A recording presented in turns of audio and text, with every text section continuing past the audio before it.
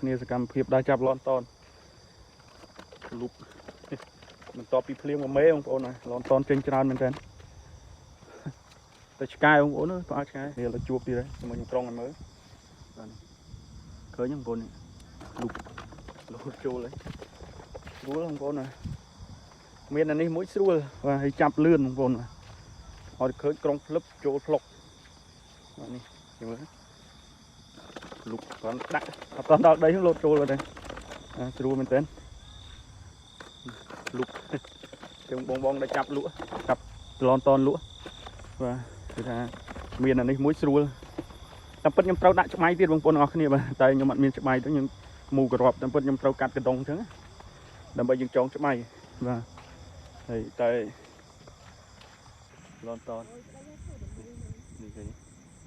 លុបធំបងប្អូនទាំងអស់គ្នាអើយឡនតនប៉ុណ្ណាណៃបាយចាប់បងប្អូនមានអានេះមួយក្រុងយកនោះបងប្អូនណានោះច្រើននេះមើលគួរធំបងប្អូននេះកែបនេះប៉ុណ្ណានេះលុកធំបងប្អូននេះធំបងប្អូនគ្នានេះឃើញបងប្អូននេះបាទ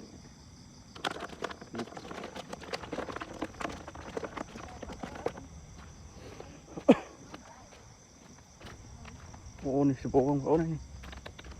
នេះខាងខ្ញុំភ្លៀងមួយមេបងប្អូនលុបមិនថាកលៈទេសៈណាទេបងប្អូនក្នុងកំហែងក៏វាលោតចូលដែរលុបលុបនេះអានប៉ុណ្ណេះទៀតទេខ្ញុំចាក់3ដងបងប្អូនអានប៉ុណ្ណេះទៀតទេ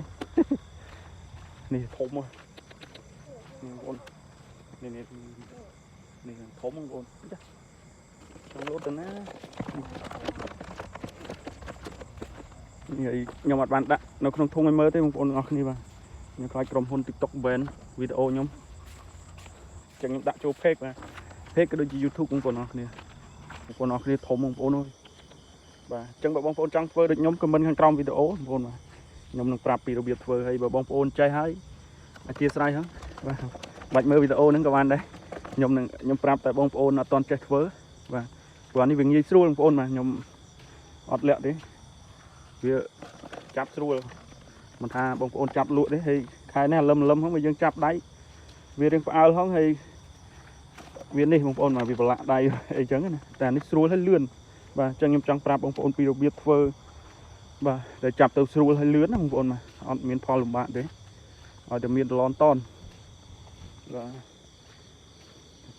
ហើយបើកាន់តែមានអាលឹមហើយវាកប់ដីប្រេះចិត្តបងប្អូនបាទអញ្ចឹងទៅតែស្រួលចាប់នោះអូច្រើនបងប្អូនហើយសោព្រុសបាទអូធំបងប្អូននេះបងប្អូនលុបនេះបងប្អូនច្រើនណាស់លោតទៀតចូលព្រៃយកទេចូលព្រៃក៏ចាប់បានដែរបងប្អូនបាទនេះមិនថាកលៈទេសៈណាទេនេះធំបងប្អូនអានច្រើនទៀតទេចាក់2 3ដងនោះតាមផ្លូវអាទៀសបងប្អូនណាច្រើនមែនតើធំបងប្អូនណាច្រើនហើយធំទៀតខាងខ្ញុំនេះធំហើយខែនេះសត្វពងវាចេញស៊ីមេភ្លៀងបងប្អូនមេអលឹមទៅមេភ្លៀងចេញទៅវាចេញស៊ីមេភ្លៀងហើយចាប់ដែរទេបងប្អូនអត់ទៅឆ្ងាយទេដើរមកមុខចឹងទៅក្រោយវិញមានដែរ